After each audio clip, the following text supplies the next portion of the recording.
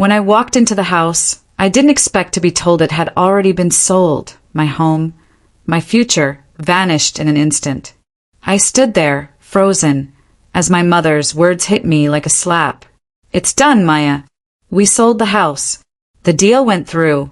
Jake's future is secure now, and we've done what's best for the family." Best for the family. The words echoed in my mind like a sick joke. Best for the family. Not for me. Not for someone who had spent her life feeling invisible. Jake, my older brother, the golden child, the one who never had to try, had just inherited everything. A new house, a future paved in gold. And me? I was left with nothing. An apartment I could barely afford. A career that barely paid the bills. But more than that, I had a family who had never once considered me worthy of the same treatment. "Mom," I whispered, trying to steady my breath. "What do you mean sold? That house was mine, too." Her face, as if rehearsed, remained unreadable. She motioned for me to sit. "Maya, don't overreact. We had to make a choice. Jake needed this." "Jake? Of course. I should have known." My mother's face softened, a practiced smile spreading across her lips. "It's for his future, honey. You know that. The house was too much. We needed to move on." Her words were smooth, slick, like a snake uncoiling. I should have argued. I should have screamed. But instead, I felt something cold settle in my chest, something harder than anger. Betrayal. And for the first time, I didn't care about the house anymore. What hurt wasn't the property. It was the fact that I'd never been considered, never been more than a distant afterthought in the eyes of the people I called family. My father appeared in the doorway, shifting uncomfortably as he saw my clenched jaw. "Maya, don't be angry. You have everything you need." Everything I need? I was standing in the remnants of my childhood. Everything familiar being yanked away without so much as a conversation. Everything. I spat, glaring at them both. "I don't have anything. You sold my home without asking me, without telling me." The silence that followed was deafening. For a moment, I considered leaving, packing up and walking out. But I wasn't stupid. I wasn't going to walk away from this without understanding why, without knowing exactly what had just happened. Jake's going to have his own house while I'm stuck in a one-bedroom apartment. I asked, my voice rising with the sting of realization. My father, shifting nervously, muttered something under his breath, but I couldn't hear him. My mother's eyes met mine, cold and unyielding. "It's better this way. Jake's future is more secure, and we've given you what you need." I could feel the weight of their indifference pressing down on me. The need to leave, to find my own way, surged through me like a wave crashing against the rocks. But there was something else now, something sharper, more dangerous. A fire was igniting inside me, fueled by the betrayal. I wasn't going to play their game anymore. I turned and walked out of the room, my heart pounding in my chest, the door slamming behind me. As I stood on the front porch, staring at the house, their house now, I knew I had a decision to make. But it wasn't just about the house anymore. It was about my life. I didn't need their approval. I didn't need their validation. I was going to show them. I was going to show them all. I had nothing to lose anymore. The moment I stepped into the world beyond that house, I made a promise to myself. This was just the beginning. The real game was about to start, and my family had no idea what was coming. They would regret making me the outcast, because I wasn't the weak one anymore. I was the one they should have feared. I stood in the narrow hallway of my new apartment, the smell of fresh paint still hanging in the air. A small victory, really. The place wasn't much, just a cramped one-bedroom in the heart of Chicago, but it was mine. I didn't owe it to anyone, not to my parents, not to Jake. I had clawed my way here. I stared at the tiny kitchen, the sink piled with dishes I didn't bother to clean. The dim light from the small window cast long shadows across the worn-out furniture. It wasn't perfect, but it was mine, and that made all the difference. "There's no such thing as a free lunch," my old professor used to say. I hated the phrase then, but now it echoed in my mind like a cruel joke. Here I was, eating scraps, while my family lived in their perfect little bubble, all bought with money that was never truly earned. Jake's mansion, the endless praise, the life of privilege they handed him on a silver platter. I couldn't help but think about the day they sold the house that was supposed to be mine too. They had told me it was for Jake's future, but I wasn't stupid. I knew what it really was. It was all about control. Always had been. Jake had always been their perfect son, the one they looked to when things went right. I had always been the second choice, the one they'd forget about when it mattered most. But I wasn't going to be that anymore. I was going to do what they never expected. I'd make my own future without them. The clock on the wall ticked louder in the silence. I needed to focus. There was no room for sentimentality. I had to act. It wasn't long before I began looking for something bigger, something that would make a statement, something that would show my family I wasn't just the afterthought they made me out to be. The idea came in a flash, condominiums in the heart of downtown. I'd heard whispers about a new development in the area, a luxury project. It was an opportunity one couldn't pass up. I knew this wasn't just a real estate investment. This was my shot at real freedom. The more I thought about it, the more I realized it was perfect. A brand new condo, something that would blow them all away. I contacted Kara, my real estate agent. She was sharp, no nonsense. The kind of person who didn't waste time on pleasantries. I've got something for you, she said when I called. But you need to act fast. These places are going quick. She knew the game I was playing. She had seen the fire in me since day one. I know what you're looking for, Maya. And I think I have the right place for you. Within days, we were at the site. The gleaming high-rise stood tall against the gray Chicago sky, its windows reflecting the city's endless ambition. A sense of power seeped from every corner of that building. This wasn't just an apartment. This was a declaration. I was going to own it. There was no turning back now. I signed the papers a week later. The condo was mine, $920,000 of it. It was a far cry from the house I'd lost, but it was a start. I wasn't living in the shadow of my family anymore. I was taking control of my future. But the deal wasn't just about buying a new home. It was about sending a message. And I needed my family to hear it loud and clear. I could already imagine their faces, their disbelief. I knew Jake would be the hardest to convince. He was the one who'd always looked at me like I didn't belong. But the difference now was that I didn't care. He could keep his mansion. I didn't need it. The condo wasn't just a place to live. It was a weapon. A weapon I was going to use against them. I was going to show them that I could stand on my own. I didn't need them, and I didn't need their approval.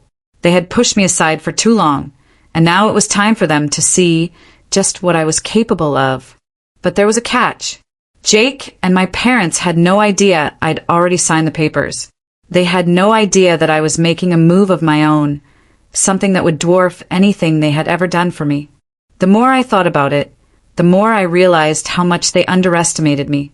They thought I'd just roll over, accept my place as the second choice. They thought they had the upper hand, but they didn't know me anymore. By the time I was ready to make my move, they wouldn't know what hit them. I was about to show up at their precious family event, the one they'd thrown to celebrate Jake's new house, the one where they'd flaunt their perfect family, their perfect future. And I was going to show them my new condo. When I walked in, I wouldn't just be another face in the crowd. I wouldn't just be the one who got left behind. I was going to make them see me. For the first time in my life, I would be the one everyone was looking at. I wasn't just going to show up. I was going to steal the spotlight. And when they saw me, standing in that lobby, keys in hand, they would understand. I wasn't the one they could ignore anymore. The moment was coming, and I could feel the weight of it in the air. I wasn't just going to make a statement. I was going to rewrite the story they'd told themselves about me. I stepped into the room, my heels clicking against the cold marble floor. The party was already in full swing, laughter echoing through the grand house as guests sipped on champagne, admiring Jake's new home. My stomach churned with a strange mix of anger and anticipation. I had told myself I wouldn't care, but standing here, knowing what was coming next, it felt different. This wasn't just a visit. This was my moment. I had barely crossed the threshold when Jake's voice rang out, booming across the room. "Maya, you made it." His grin was wide, too wide, like he'd been rehearsing the greeting for days. He seemed so sure of himself, so comfortable in this world he'd been handed. "Wouldn't miss it for the world," I said, forcing a smile as I scanned the room. The walls were lined with glossy photos of Jake and his fiancée Amanda, their smiling faces perfectly posed, always the center of attention. I could feel my pulse quicken. This wasn't the family celebration I'd expected. This was their victory lap, their way of reminding me just how little I mattered. "Come here," Jake said, his arm slinging over my shoulder with too much familiarity, as if we were best friends. "Mom and Dad are going to be so happy you're here." I stiffened at his touch. His words, empty, meaningless, were meant to charm me, to lull me into their false sense of peace. But I wasn't buying it anymore. My parents were sitting in the corner, nodding along to the chatter of their friends, completely oblivious to the storm brewing beneath the surface. They looked at me with a kind of distant pride, the same way they always did, like I was a distant relative they weren't quite sure how to handle. And then there it was, the moment I'd been waiting for. The entrance to the grand dining hall was set directly across from where I stood, and in my hands, clutched tightly, was the envelope that would change everything. I could already see the look on their faces. They had no idea that I had come to this party, not just to attend, but to make a statement. Jake leaned in, whispering something about a family toast when I pulled away from him, excusing myself to grab a drink. But I wasn't going for a drink. I was going for the final touch. The moment I pushed through the crowd to the center of the room, the laughter died down, the murmurs silenced. I could feel their eyes on me. In that instant, the weight of the room pressed in. I took a slow breath. The keys to the condo were cool in my hand, and as I lifted them, the weight of the decision, the anticipation, all felt like it was coming to a head. Jake saw me first. The surprise in his eyes was almost comical. "What is this?" he asked, his voice too casual. "Just thought I'd show you what real success looks like," I replied, holding the keys up between us. I saw the flicker of confusion in his face before it was masked by that ever-present smug smile. "You didn't buy a condo, did you?" I didn't answer. I didn't have to. I turned to my parents, who were now watching us closely, sensing the shift. My mother's face was a carefully masked mask of concern, but I could tell she was fuming. She wasn't used to being challenged, not in front of her friends, not like this. I moved toward the middle of the room, the floor beneath me feeling too small. The laughter resumed, but now felt distant, almost mocking. Jake, fuming but trying to keep his cool, stepped closer, his voice lowering.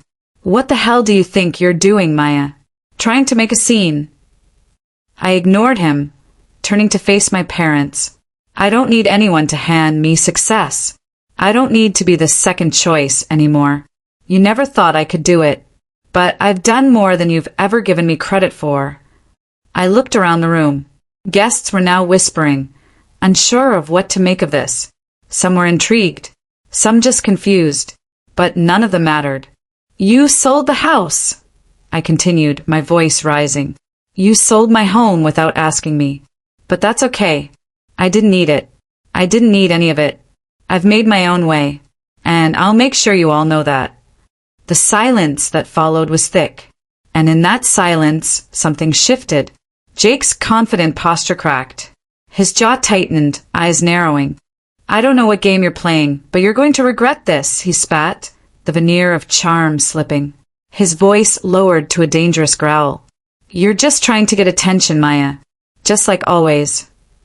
I stood there, unmoving, knowing that this moment would be the last time I ever let them control the narrative. The moment I finally stood up for myself.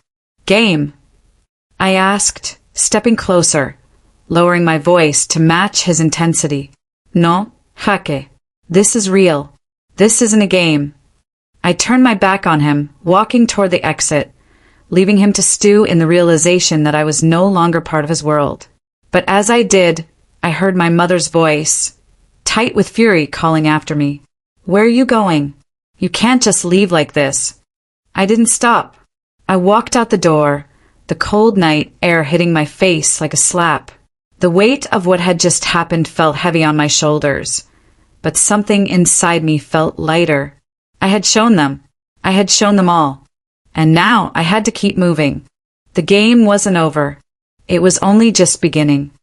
I hadn't planned to attend the auction, but something about the thought of my childhood home being sold to the highest bidder made my blood run cold. Jake had already won, hadn't he? The house, the perfect future. But this was different. I had to see it for myself. I showed up early, parked my car in the lot across the street. The old house stood there, still familiar but different somehow. The grass was overgrown, the shutters slightly askew. It was as though it was waiting for someone to breathe life back into it. But not me. Not anymore.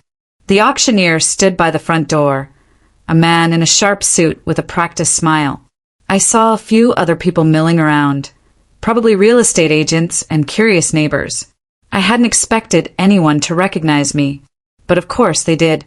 Word had spread fast about the family drama. It was always the same when you were the black sheep. You became the talk of the town. Ms. Carter, I didn't expect to see you here, the auctioneer said, his eyes briefly flicking to the clipboard in his hands. I didn't answer immediately. I didn't have to. I just stood there, staring at the house, letting the weight of it all settle in my chest. He cleared his throat. I understand this is a difficult situation for you, but this is just business. We're here to... Yeah, I cut him off. Business. The word tasted sour in my mouth. So, how much are we starting at? He nodded, clearly relieved I wasn't about to cause a scene. He gestured to the house. Well, the starting bid is $450,000. We've already had some interest. I almost laughed. $450,000. My parents had sold it for far less than that. The thought twisted something deep in me, something I hadn't even realized was there until now. Jake had convinced them to sell it at a price far below its value, and they'd done it without telling me. Do you know who the interested parties are? I asked, my voice sharp. He looked at me, a flicker of caution in his eyes. Can't say, ma'am. I can't give out that information. Of course he couldn't. I almost didn't want to know anyway. Thanks, I said, turning away. I was done here. I didn't need to watch the house be sold off to the highest bidder. What I needed was to focus on what came next. I reached for my phone, dialed Kara's number, and waited for her to pick up. When she answered, I didn't waste time. I need to move quickly, I said. Get me a buyer. Someone who'll be serious about the condo. I'm not playing this waiting game anymore. There was a brief silence on the other end. Then she responded, her voice cool and calculating. I know a few people, but they're going to want to see your offer. I'll make the calls. I hung up before she could say more, knowing that this was no longer just about buying a place. This was about showing my family what they'd missed out on, about getting them to understand that I didn't need their approval. I didn't need them at all. As I walked back to my car, the sound of the auctioneer's voice began to blur, a dull hum in the background of my thoughts. I was on a mission now, no longer stuck in their game, no longer playing by their rules. A sudden flash of movement caught my eye. Someone was standing by the door of the house, watching me. I froze, every muscle in my body tensing as I recognized the face. It was my father. His eyes locked with mine, and for a moment I could see the conflict there. He wanted to call me back, to explain, to make me understand. But he didn't. He just stood there like a stranger. For a moment, I thought about going back, trying to talk it out with him, trying to make him see how wrong they'd been. But then I remembered the look in his eyes when he'd told me Jake was the one who needed more. I wasn't going back. I turned, my hand gripping the door handle of my car. But before I could open it, my phone buzzed in my pocket. I pulled it out, expecting Kara. But the number on the screen was one I hadn't seen in years. Jake. I hesitated. Why was he calling me now? What did he want? I answered, not bothering with pleasantries. What? Maya. His voice came through the line.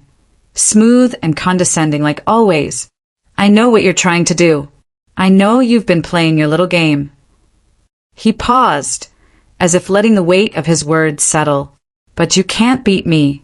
Not now. Not ever. I laughed.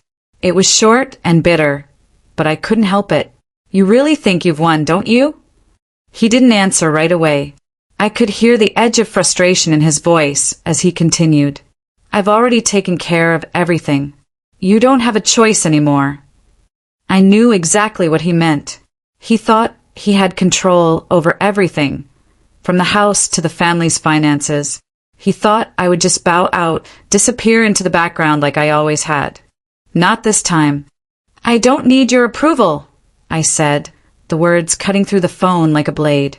And I don't need you to fix my life. I'm doing just fine on my own. There was a long pause, and for a moment I thought he was going to hang up on me. But then he spoke again, his voice low and dangerous. You'll regret this, Maya. Trust me, you'll regret it. Before I could respond, the line went dead. I stood there for a moment, phone still in hand, my heart pounding. Something had shifted. I could feel it in the air, the pressure building, the stakes rising. It wasn't just about the house anymore. It wasn't even about the condo.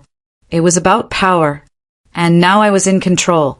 I slid into my car, slammed the door shut, and started the engine. The game was on, and I wasn't going to lose. I sat alone in my new condo, the quiet hum of the city below me, strangely soothing. The sleek lines of the place should have made me feel like I had won. And I had in some ways, but something gnawed at me.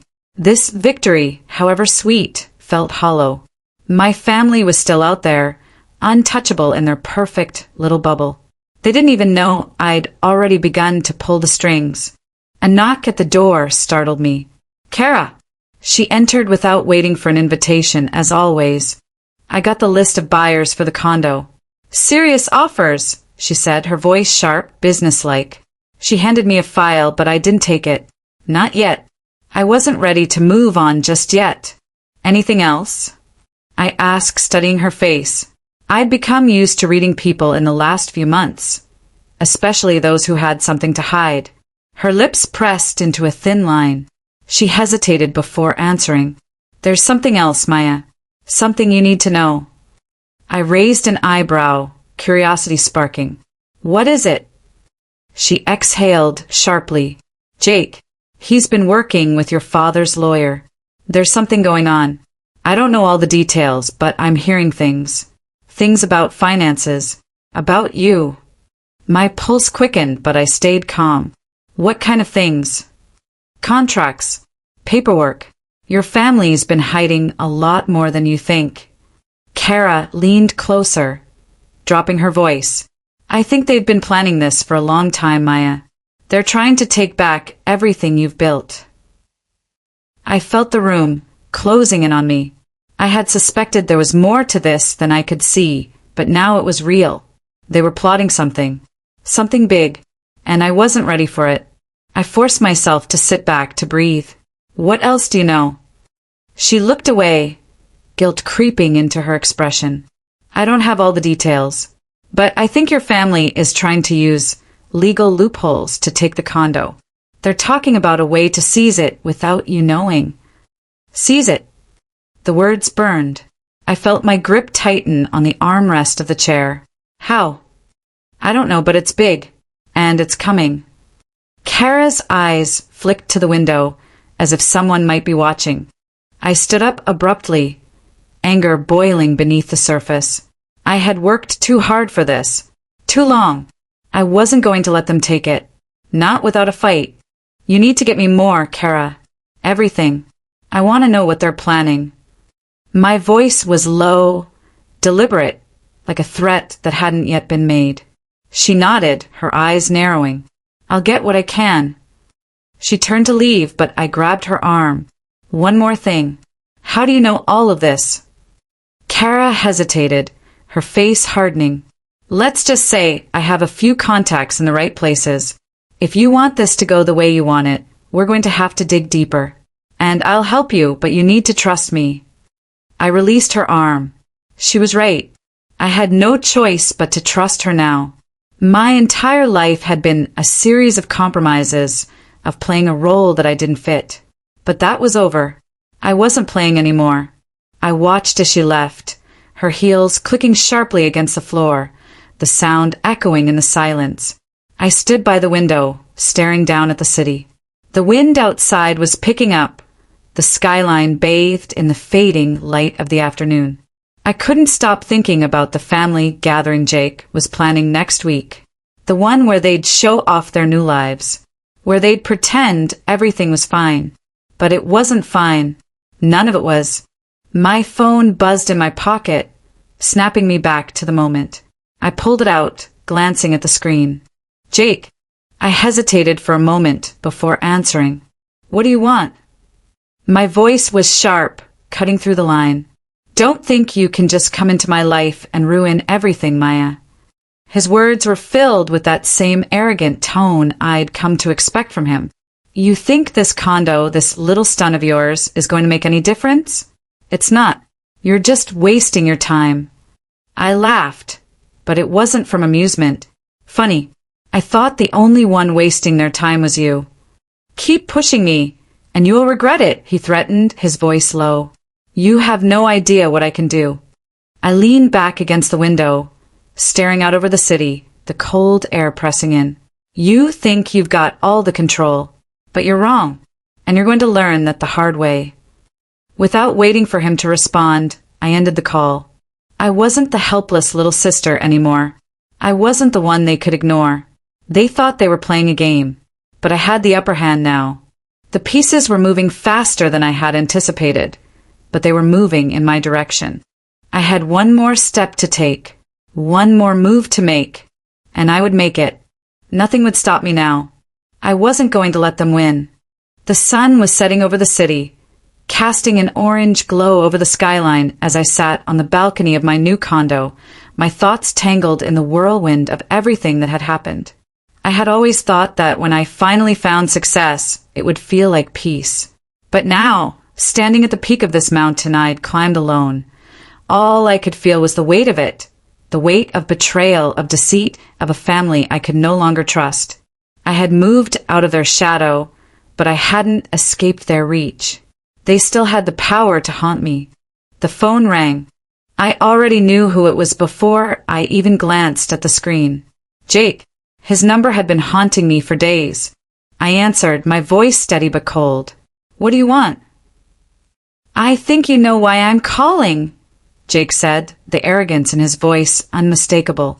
I've been keeping tabs, Maya. I know what you've been doing. You think you've got one over on me, but you don't. This condo, this little game you're playing, it's over.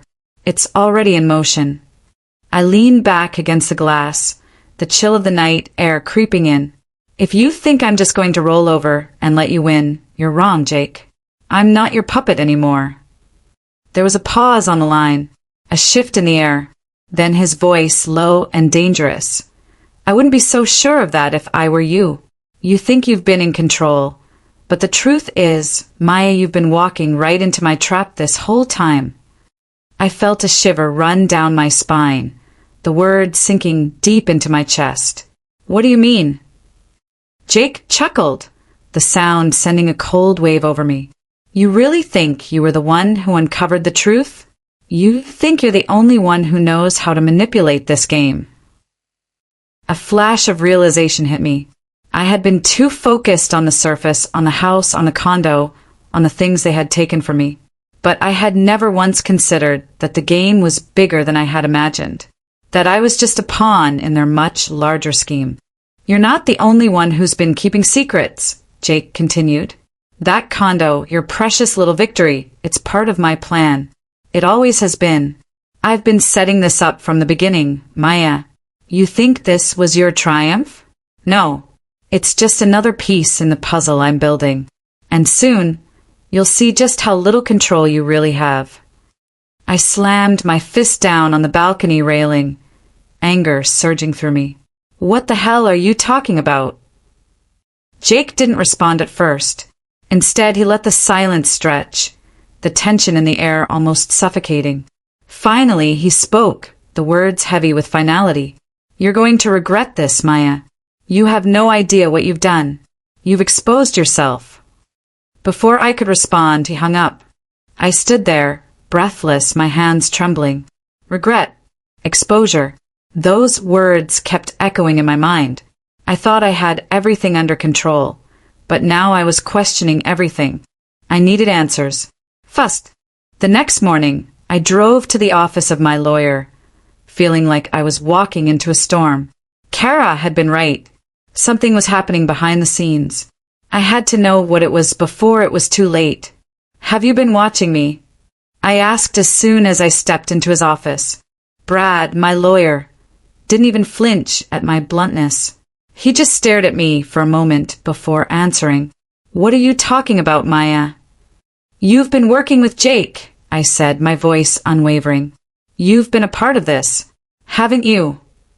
Brad's expression hardened, his eyes darting away for a fraction of a second. It was all I needed. Maya, he said, his voice strained. You don't understand what you're dealing with. This isn't just about your family or the condo. It's about something much bigger. Jake has been manipulating everything. You were just a tool in his game. My heart sank. I couldn't believe what I was hearing. I had trusted him. I had trusted him to protect me, to help me build something for myself. But it was all part of his plan to strip away everything I had fought for. I took a step back, the weight of betrayal crushing me. So it was all a lie. The condo, the house, everything. Brad's face softened, but the guilt in his eyes only made things worse.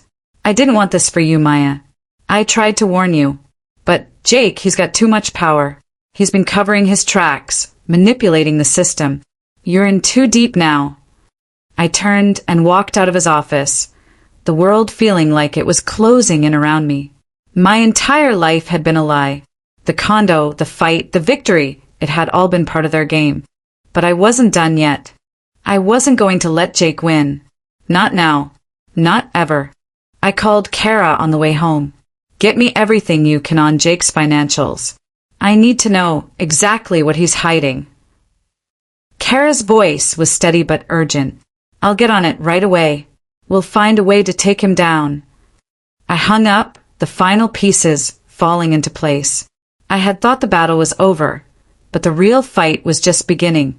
Jake had underestimated me, and now I was going to make sure he understood what happens when you push someone too far. I wasn't going to be his pawn anymore. This time, I was the one who would control the game. I wasn't the one who had lost. I was the one who had finally won. As I stood in my condo, looking out over the city below, I realized something. In the end, it wasn't about the house. It wasn't about the condo. It was about reclaiming my life, my independence, my future. And I would never let anyone take that away from me again.